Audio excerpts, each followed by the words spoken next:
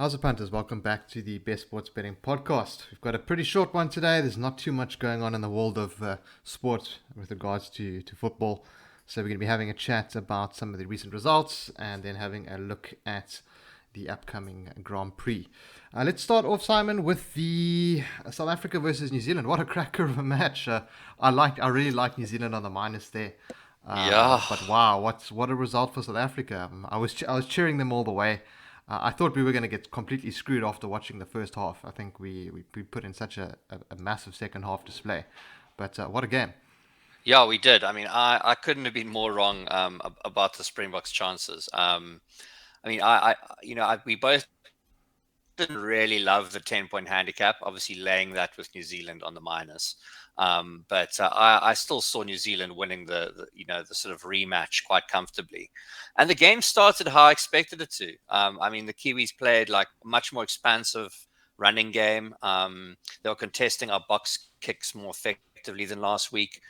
But then the Springboks just kept getting turnovers. They put a lot of pressure on their South Africa put a lot of pressure on the New Zealand scrum, and they were tackling like absolute demons. So I remember I even messaged you at halftime, and I said I think the second half is going to be brutal for the Springboks. And I was And I expecting agreed with you. yeah, I was expecting New Zealand to really start opening us up and moving the ball down the field because you could see they were starting to run it.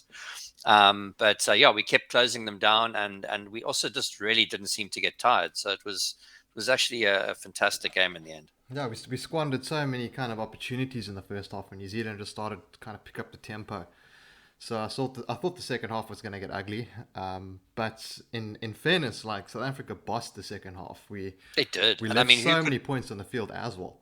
Yeah, and who could have predicted? Obviously, three penalty kicks in the last 4 minutes. Yeah, It was crazy. kind of we were sort of treated to a finish kind of akin to the '95 World Cup in a way. It was really really epic. So yeah, that was a well deserved win for the Springboks, and I think despite not winning the rugby championship, that game will go down as a massive victory for South Africa on Kiwi soil. Yeah, and what was even more exciting about it was that we actually played decent rugby.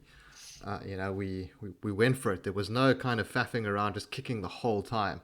Yeah. There was some nice runs. There was some a little bit of flair here and there, and yeah, really good display. So I was super happy with that one. Obviously, the bet went down in flames. It did, yeah. I did want to, and I actually wanted to press at halftime as well, but I think the handicap was like was higher. I think it was like 16 or something like that, or 15 at halftime. Yeah. I was like, nah, that's too high. Um, I'm glad we didn't. yeah, unfortunately, I didn't press on that one. But yeah, jump in. Let's jump over to I think the Premier League. A couple interesting results over the weekend. We had Man United picking up a draw with Everton. Lots of upset United Mm. fans, but I mean it's Everton. It's one of those teams. I wouldn't look. It was a pretty poor performance, but I wouldn't look too much into that if I'm a United fan. No. Um, I mean they bossed the game. What was it, like 70% possession? They had so many more shots, so many more chances. It was just one of those games that they just couldn't put away. So Agreed, and I think we need to look at Everton. Obviously they've certainly had better periods in their club history, but they're certainly not doing too badly. Look, I still think United are kind of the perennial underperformers. I think if you look at their team on paper, it is absolutely rock solid, and they do tend to underperform. I think, kind of see one season after the next, but I don't think it's just a small blip. I think yeah, nothing to worry about really. yeah, nothing. As you said, nothing to worry about. Then Chelsea picking up a comfortable win against Southampton. No shocker there. Newcastle going down to Wolves.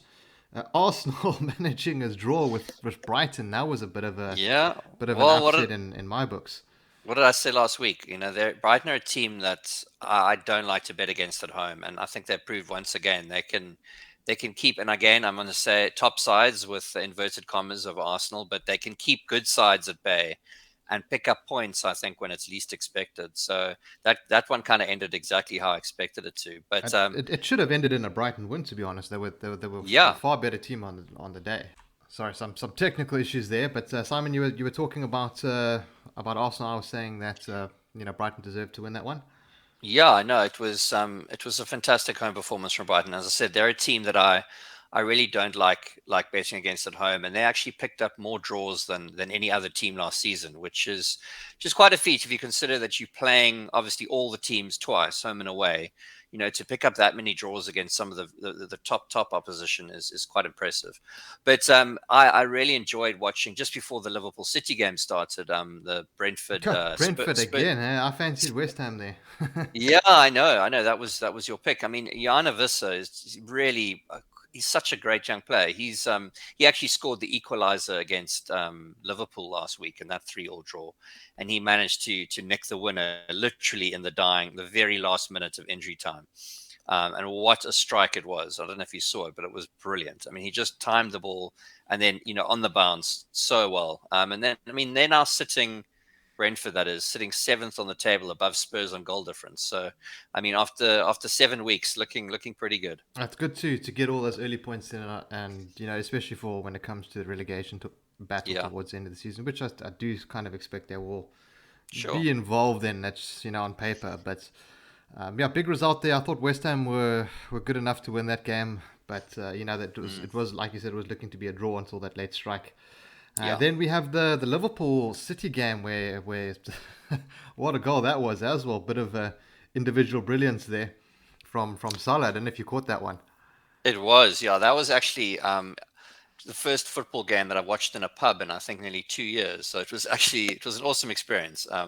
Going back and watching in person, and yeah, I think after quite a slow start, I think it turned into quite a nail biter of a game. And obviously, I think Liverpool will be disappointed not to walk away with all 3 points, but at the same time, I think they will take a point any day over City, Mm, even though they were playing at yes. home. And I mean, I must say, I think City have been a little bit wishy-washy of late, but again, they really picked up their game for this fixture, which they always seem to do. So I think it was high quality football from both sides, in my opinion. Yeah, no, it's a great game. Lots of cards, lots of tackles, lots of goals. Exactly Mm, what you want from these kind of matches.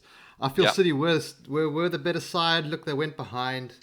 They ended up coming back. It didn't look like they were going to go yeah, ahead. That was the kind of yes, problem that was struggling to or fighting to equalize, and then mm, obviously that late equalizer from De Bruyne set up the draw.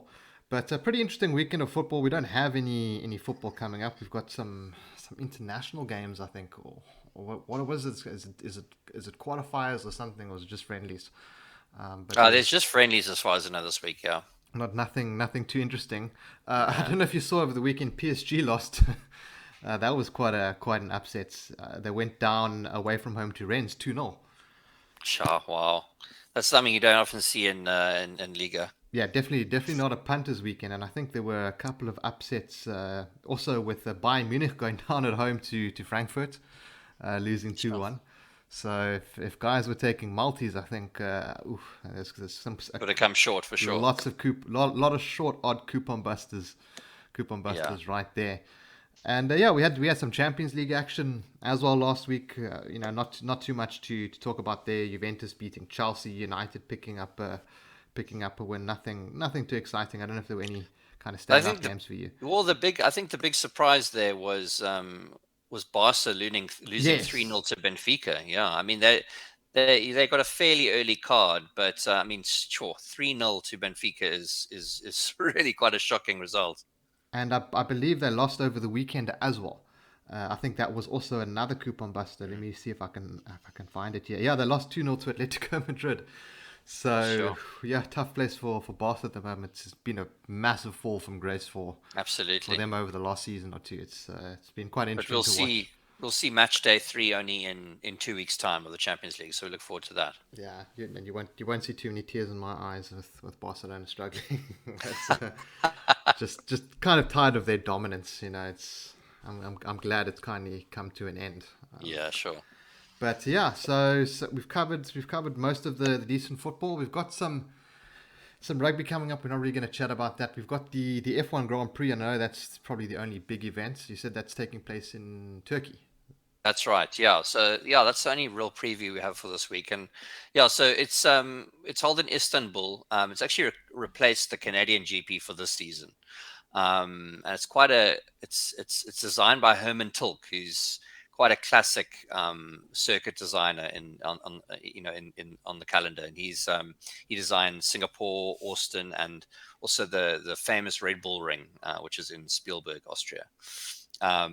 There's a very famous turn on this track called Turn 8, which is brutal. It's made up of 4 apex corners, so it kind of goes left, right, very, very quickly, and you kind of have to take it at full speed because the corners just come so quickly. So, it creates a huge amount of G-force for the drivers, and a lot of accidents happen. So, yeah, if you one of those F1 fans who just like to watch racing for the crashes, you'll probably see one this So, weekend. they've replaced a kind of a race that already has, or used to have a fair number of crashes, the Canadian Grand Prix with that hairpin. Yes, absolutely. with another one that's, yeah, Exactly. at least they've replaced some excitement with more excitement. Yeah, but looking at the race from a betting perspective, 2 weeks ago in Russia, we mentioned right after, Lewis Hamilton won his 100th Grand Prix. But yeah, with that sort of, quite a prestigious milestone under his belt, he actually goes into this race as an underdog Big underdog. against Max Verstappen. Yeah, which is quite interesting, and I did a lot of digging around this, and I think part of the reason is that the Turkish Grand Prix wasn't held between 2012 and 2019, so that's a 7-year period. And because Hamilton's been around a lot longer than some of the other drivers, except for a handful like Vettel and Raikkonen and so on, he doesn't have that much past experience on this track to draw on. As is the case with so many other more permanent events on the calendar. The events that, there's always kind of 12 races that happen every single year, and then a few which kind of alternate. And I think he doesn't have that much experience to draw on as he does compared to some of the other tracks. So I think that might be part of the reason that he's kind of, just a little bit behind. Look, he still does have but in the same vein, Verstappen has literally no experience there. Right. Sure, but you're absolutely right. But I just think that often he's going into a race against Verstappen where he's ridden the track 8 times, and Verstappen's ridden it twice. Fair point, and in this case, it's kind of equal. So I hear where you're coming from, but that's my take on it. I might not be right about that, but that's kind of how I would explain it. But yeah, looking at this from a betting perspective, it's a tough look. Some people might say, oh well, you got to jump on Hamilton at well over even money, and they're close to the 15-10 mark. That's not really for me. But I was thrilled to see Daniel Ricciardo win his first race in nearly 9 years, actually 2 weeks back in Italy, and I think he can be in the points again. Reason being, I think part of the reason is that his team at Lando Norris he was soaking up all the attention at McLaren, and he has been for a while now. And I think that win at the Italian GP could be what he needs to kind of get his confidence back. So I'll back McLaren. I'll back Ricciardo for a top 6 finish at odds of around 21-20. So that's about 2.05 in decimal odds, and that's available at bet.co.za. Yeah, I see him seeing also 2.1 over at Betway and 7.0 for a top 3. Yeah, so look, you could obviously be very bold and take a sort of 66-1 shot on for him to be number 1 on the podium, but I quite like, I think he's going to stick around the points at the moment. He seems to be finding his feet in McLaren, so I think a top 6 that are on even money, it looks like a good bet to me. Awesome. So I think I'll probably have a bet on that, seeing that there's not too much else going on this weekend. There's some rugby that I might get involved in, but it's going to be a bit of a downer coming from the rugby championship. Action-packed week, yeah. Yeah. Then in the rest of the world of sports betting, there's not too much going on. I know Betway have introduced a new product called Authentic Gaming, which is a bunch of new live roulette games. I've had a look at them. I've played them a bit. So it's good to have more kind of roulette games. But you also have to wonder, why do we need so many roulette games? It's a bit saturated. Yeah, it's like ones that aren't different. These are kind of live roulette games, so they're more from a casino. So a lot of them are from actual land-based operations. Live feeds, yeah. Which I actually don't like to bet on as a roulette player. I prefer the live dealer ones. Studio environment. Yes. Oh, me too. Absolutely. I just think also the production value is so much better. And the speed is just, yes. It's 10 times faster. basically, I kind of feel a little bit like when you're playing a live feed. It's almost like you're watching a CCTV camera. You Yes, kind of like it watching, is. Yeah. and it's just you don't get a close enough view of the wheel, and it's just a bit grainy and dark, and whereas obviously like a live studio environment like a Evolution or a Zugi Games, you feel like you're sitting right there at the table, which to me it's just a much better playing experience. And yeah, and another issue I have with it is the speed, Mm.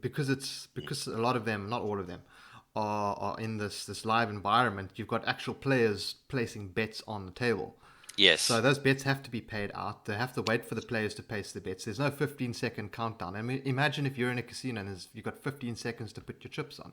Like, Yeah. you're just not going to take that many bets. The guy's not going to be Yeah. quick enough to do that. Absolutely.